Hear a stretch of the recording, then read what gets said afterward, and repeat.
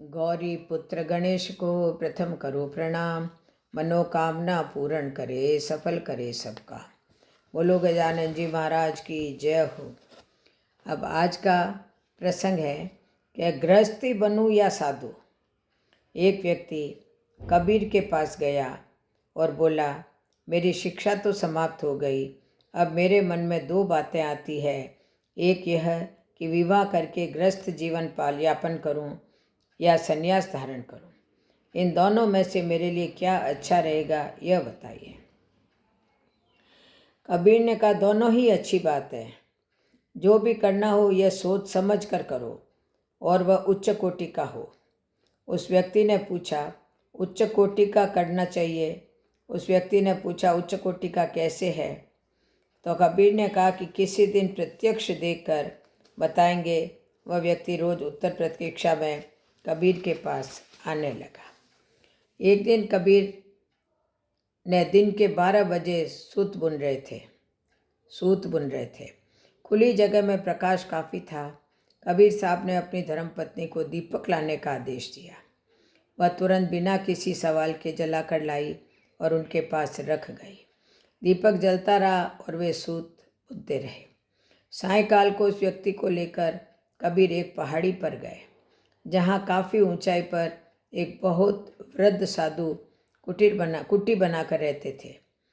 कबीर ने साधु को आवाज़ दी, महाराज आपसे कुछ ज़रूरी काम है, कृपया नीचे आइए।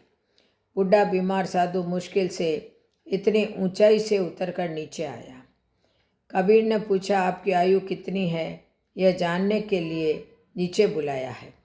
साधु ने कहा, 80 बरस। यह कहकर वह फिर से ऊपर चढ़ा। बड़ी कठिनाई से कुटी में पहुंचा। कबीर ने फिर आवाज़ दी और नीचे बुलाया। साधु फिर आया। उससे पूछा, आप यहाँ पर कितने दिन से निवास करते हैं? तो उसने बताया, 40 वर्ष से।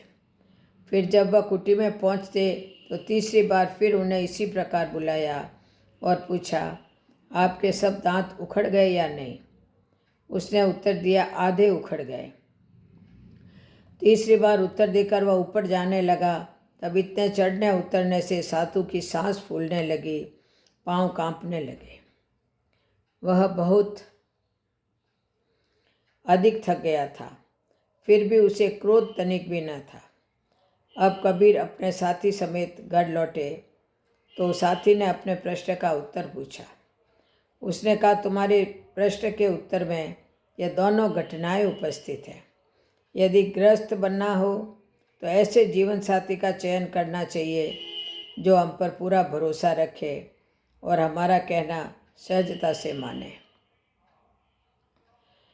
कि उसे दिन में भी दीपक जलाने की मेरी आज्ञा अनुचित नहीं मालूम पड़ी। उसने व्यर्थ कुतर्क नहीं किया।